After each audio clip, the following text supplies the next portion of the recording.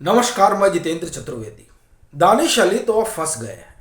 उनके भाषाई संस्कार का जो कच्चा चिट्ठा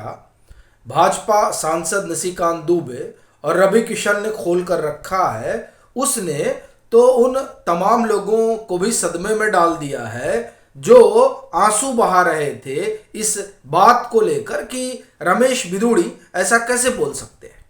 बात ठीक है, वो ऐसा कैसे बोल सकते हैं। उन्होंने जो बोला उसके लिए तो भाजपा ने उन्हें नोटिस दिया ही, लेकिन बड़ी चीज यह है कि जिस दानिश अली के लिए राहुल गांधी समेत वो पूरा सेकुलर अलंबरदारों का खेमा आंसू बहा रहा है, फूट फूट कर रो रहा है, उनके बारे में जो चीजें अब निकल कर आ रही हैं उस पर इन लोगों का क्या कहना होगा यह भी देखना बड़ा जरूरी है।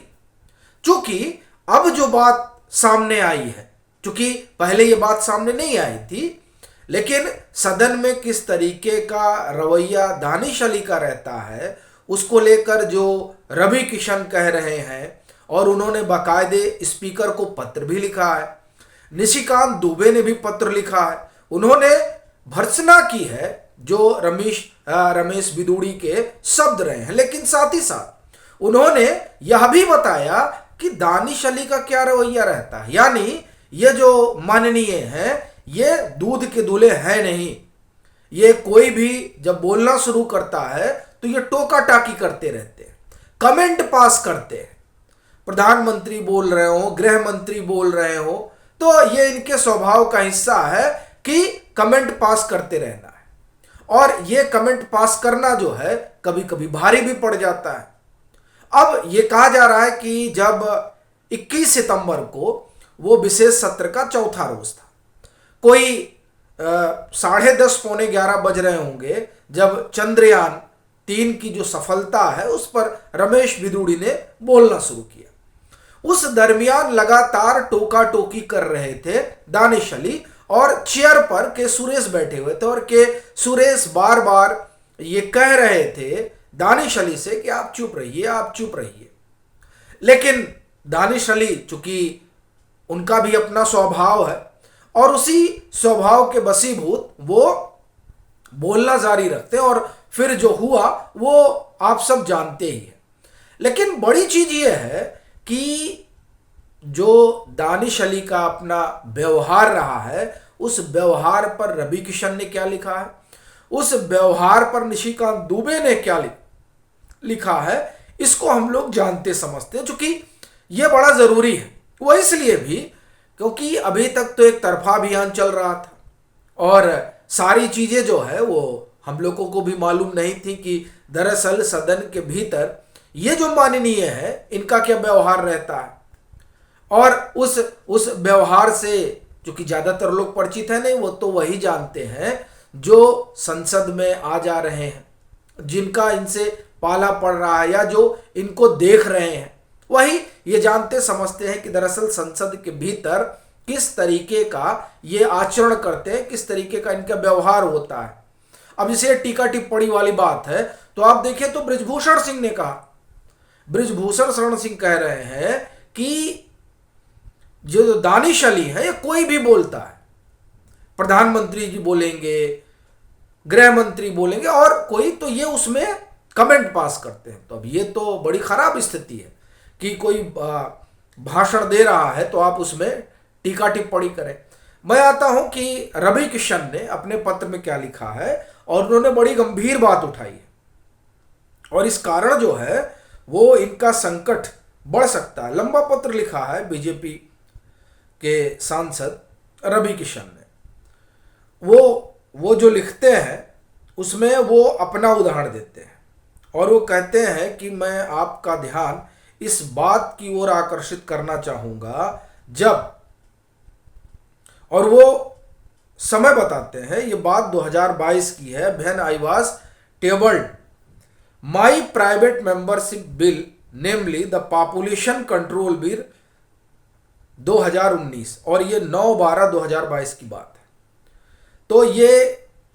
पॉपुलेशन कंट्रोल पर एक बिल लेकर आते हैं, प्राइवेट बिल होता है, उस पर दानिश अली जो है, Shri Danish Ali tried to interrupt me, वो इनको जब ये बिल पेश कर रहे होते हैं तो वो अड़चन डालते हैं और कहते हैं, निजी टिप्पणी करते हैं रवि किशन के खिलाफ और कहते हैं कि ए member is introducing A private member bill in the house although he is himself have 4 children. Such sort of behavior is unacceptable and need to examined by your extreme office. यानी जब रवि किशन जनसंख्या नियंत्रण पर बिल पेश कर रहे हैं, वो प्राइवेट बिल है, तो उस पर दानिश अली कहते हैं कि बताओ तुम्हारे पास 4 बच्चे हैं, तुम ये लेकर आओगे। तो ये तो निजी टिप्पणी हुई, और जो शख्स इस तरह की निजी टिप्पणी कर रहा है उस शख्स के व्यवहार और उसके भाषाई संस्कार पर भी जो है वो बात होनी चाहिए और वो ज़रूरी भी है। अब निशिकांत दुबे ने जो अपने पत्र में बात रेखांकित की है उस ओर आपका ध्यान ले जाऊंगा और बड़ा महत्वपूर्ण है उसे जानना। वो कहते हैं कि तथ्य यह है कि बिदुड़ी के पूरे भाषण के दौरान संसद सदस्य दानिश अली ने रनिंग कमेंट्री की और बिदुड़ी को बाधित करने और उन्हें उकसाने के उद्देश्य से सभी के प्रति अभद्र टिप्पणी भी की। अब ये बड़ी चीज है कि वो रनिंग कमेंट्री कर रहे थे, जैसा कि हमने पहले आपसे कहा, और अभद्र टिप्पणियां भी कर रहे थे दानिश अली। फिर वो लिखते हैं, अब मैं आपके सामने बिदुड़ी द्वारा की गई टिप्पणी के बाद घटी हर घटना को प्रस्तुत करता हूं। जब दानिश अली अपनी असहमत टिप्पणी से बिदुड़ी को उकसाने में व्यस्त थे, तब उन्होंने हमारे प्रधानमंत्री नरेंद्र मोदी जी के खिलाफ बेहद आपत्तिजनक एवं अपमानजनक टिप्पणी की। निशिकांत दुबे आरोप लगाते हैं दानिश अली पर सत्तारूढ़ सरकार और चंद्रमा पर चंद्रयान 3 को उतारने की सफलता की उपलब्धि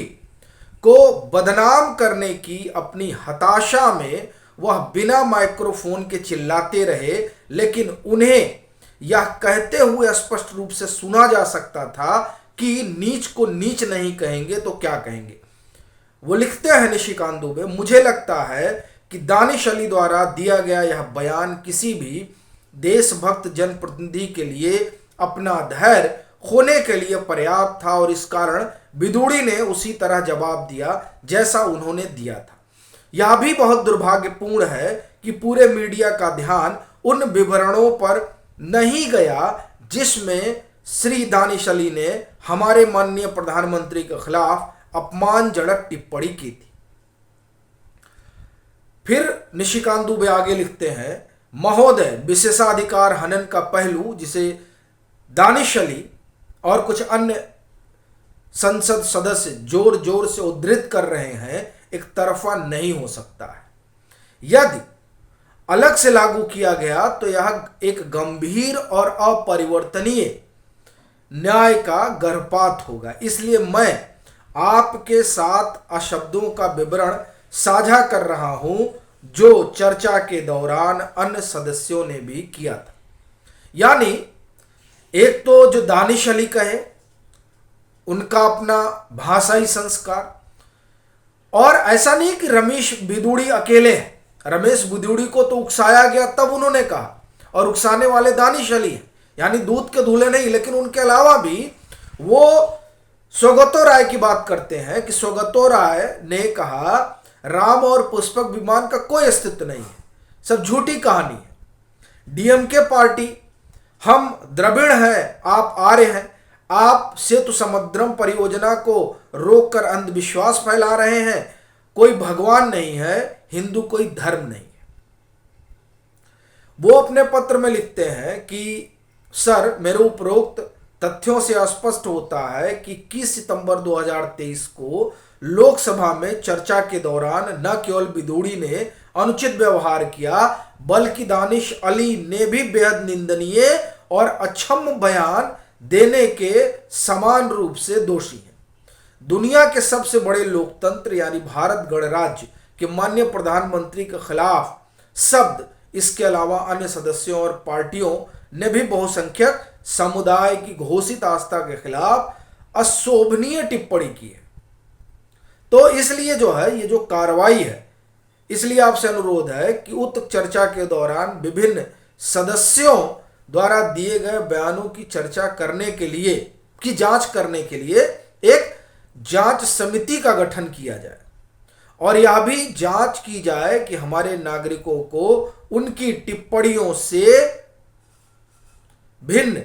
अन्य सदस्य किस हद तक दोषी। हालांकि जब ये बात आई तो दानिश अली ने अब आरोपों का जवाब दिया। उन्होंने सोशल मीडिया प्लेटफॉर्म एक्स पर पोस्ट किया और कहा कि आज भाजपा के कुछ नेता एक नैरेटिव चलाने का प्रयास कर रहे हैं कि संसद में मैंने रमेश बिदूड़ी को भड़काया, जबकि सच्चाई यह है कि मैंने प्रधानमंत्री पद की गरिमा को बचाने का काम किया और सभापति जी को मोदी जी से संबंधित घोर आपत्तिजनक शब्दों को सदन की कार्रवाई से हटाने की मांग की थी। अब क्या किया गया था, क्या नहीं किया गया था, ये तो अब सामने निकल कर आएगा ही, लेकिन जो आरोप लग रहे हैं वो आरोप तो बड़े गंभीर हैं दानिश अली पर। तो अब उससे अगर देखा जाए तो लगता है कि फिर तो ठीक ही हुआ, जैसी करनी वैसी भरनी। बाकी अब ये देखने वाली बात रहेगी कि ये जो सियासत चल रही है वो किस ढर्रे पर बैठेगी।